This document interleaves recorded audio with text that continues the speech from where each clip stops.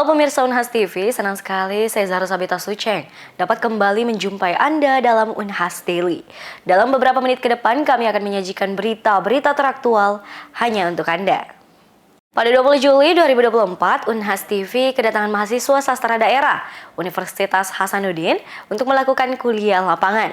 Kegiatan ini dilakukan dalam rangka mengenal lebih dekat tentang jurnalisme televisi yang menjadi salah satu tantangan para mahasiswa yang mengambil mata kuliah jurnalisme budaya.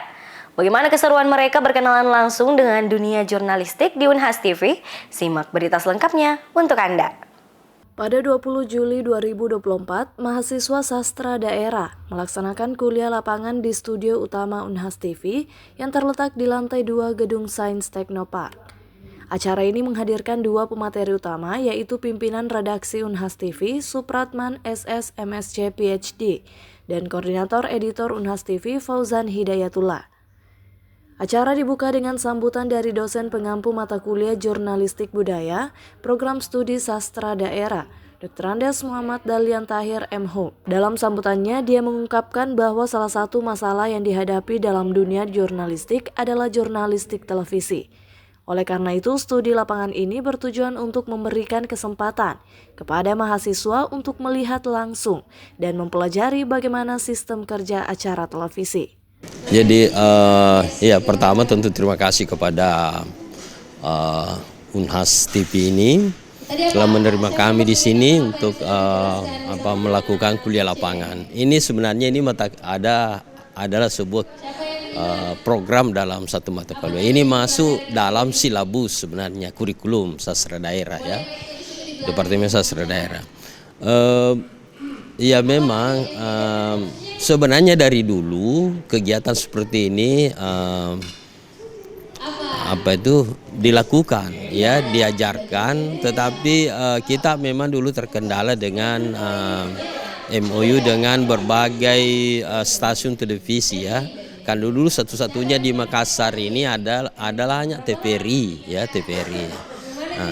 Lalu kemudian semester ini saya memang dari awal semester saya sudah menyampaikan bahwa nanti di pertemuan terakhir kita akan berkunjung ke Unhas TV karena saya pikir memang di Unhas TV ini memang sudah eranya digitalisasi ya, dan ini menjadi pengetahuan baru bagi mahasiswa yang memang memiliki minat besar nanti untuk mungkin berkiprah di dunia jurnalistik.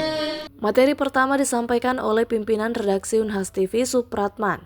Dia menjelaskan pentingnya mempelajari dunia jurnalistik, menekankan bahwa pemahaman yang mendalam mengenai jurnalistik sangat krusial bagi para mahasiswa yang ingin berkecimpung di bidang tersebut. Setelah sesi materi, dilanjutkan dengan sesi tanya-jawab antara peserta dan pemateri, yang memberikan kesempatan kepada mahasiswa untuk berdiskusi dan mendapatkan penjelasan lebih lanjut tentang topik yang dibahas. Materi selanjutnya disampaikan oleh Fauzan Hidayatullah yang menjelaskan secara umum tentang jurnalistik.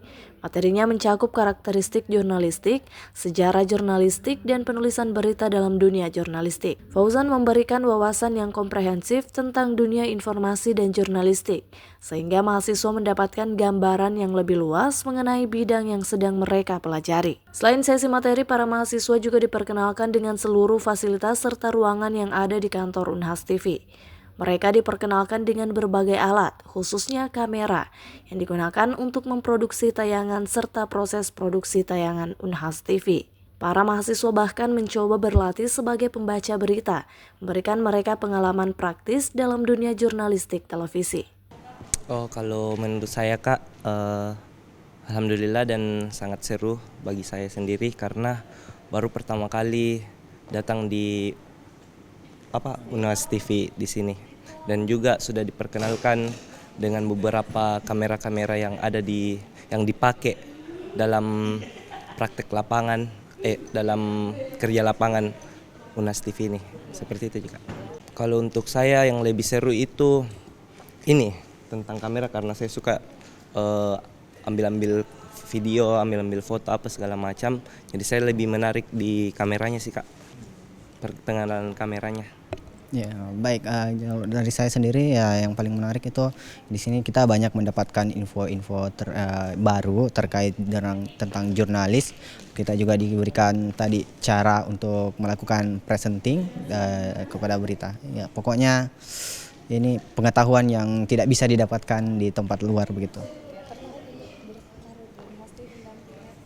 Ya, insya Allah. Kalau secara pribadi sih mau, Ya. cuman ya gitu nih.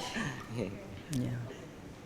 Kuliah lapangan ini diharapkan dapat memberikan pengalaman praktis dan pemahaman yang lebih mendalam bagi mahasiswa sastra daerah mengenai jurnalistik televisi dan dunia informasi secara umum. Rahmatia Muhammad Syaiful, Unhas TV. Pemirsa, berkah Idul Adha atau Idul Kurban tak hanya dirasakan bagi masyarakat kurang mampu, tetapi seluruh lapisan masyarakat. Pak Agus, salah satu pemilik usaha penggilingan daging, turut merasakan berkah Idul Adha. Di momen ini, beliau bisa meraup omset 3-4 kali lipat dari hari-hari biasanya. Pemotongan hewan kurban pada momen Idul Adha membuat stok daging kurban melimpah. Bosan dengan menu rendang, gulai, dan makanan berbumbu lainnya, mengolah daging kurban menjadi bakso juga banyak dipilih masyarakat. Tak heran jika usaha penggilingan daging menjadi tempat yang selalu ramai setelah perayaan Idul Adha. Pasar Regional Dayak menjadi salah satu pusat usaha penggilingan daging di Kota Makassar. Penggilingan daging Al-Amin milik Pak Agus salah satu yang terletak di pasar ini. Di hari-hari biasa, ia bisa menerima permintaan penggilingan hingga 1 ton daging. Jumlah tersebut bisa melonjak hingga 3-4 kali lipat pada hari-hari besar seperti Idul Adha, Idul Fitri, Natal, dan Tahun Baru. Untuk mengantisipasi daging tertukar, ia menerapkan nomor antrian bagi setiap pelanggan yang datang. Per kilo itu satu harinya kurang lebih 1 ton lah untuk hari-hari biasa. Ya, kalau Idul Adha begini bisa melonjak 3-4 kali lipat. Kalau menggiling saja enggak sampai 1 menit. Iya, cepat. Kalau sampai jadi adonan baksonya itu Pak? Iya, saya mesti menggiling mulai dari daging sampai jadi adonan bakso itu enggak sampai 1 menit, kalau dalam 1 menit cepat. Jadi itu tadi nomor antreannya untuk apa itu Pak? Ini nomor antrian kalau event-event hari raya begini biasa orang bawa itu banyak bawa masing-masing, biasa tertukar. Jadi kita siasati dengan begitu. Jadi dia pegang nomor antrian, di kantongnya ada nomor antrian, jadi mereka biar tinggal ke pasar dulu, ada kan terlalu panjang antrian. Dia tinggal ke pasar, dia pulang sudah selesai. Oh, ini nomor antrian saya cocok dengan ya. Itu kalau mau dibulat-bulatkan begitu maksudnya.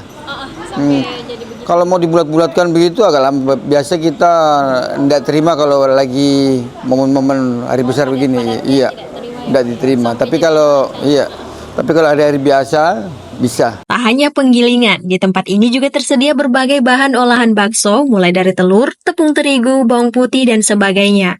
Untuk biaya penggilingan sendiri, dipatok mulai dari Rp15.000 sampai Rp35.000. Adapun biaya tambahan jika ingin diolah menjadi bakso siap konsumsi, cukup menambah sebesar Rp5.000 per kilo. Bahan bakunya bisa disediakan pembeli, bisa juga disediakan kita, ada semua.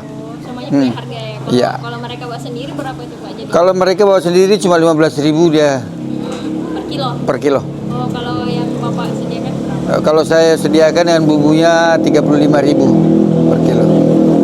Dia bicara per kilo adonan. Jadi kalau dia sudah jadi adonan, ditimbang ulang baru di berapa kilo, 5.000 per kilo. Itu jadi adonan itu? Jadi bulatan. Dari berupa adonan, sudah jadi adonan kita giling di sini, sudah kita giling, baru setelah jadi adonan kita timbang, ditentukan harganya 5.000 per kilo. Pak Agus mulai melayani pelanggan sejak pukul 5 dini hari hingga pukul 11 siang. Selain di hari-hari besar, usaha yang dirintis sejak 2002 ini telah memiliki banyak pelanggan tetap tiap harinya, khususnya dari kalangan UMKM. Iva Syarahman, Andi Muhammad Syafrizal, Unhas TV. Baik pemirsa, berita tadi sekaligus menutup perjumpaan kita hari ini. Jangan lupa untuk terus saksikan Unhas Daily hanya di Unhas TV. Saya Zara Sabita Suceng beserta kru yang bertugas, pamit undur diri dan sampai jumpa.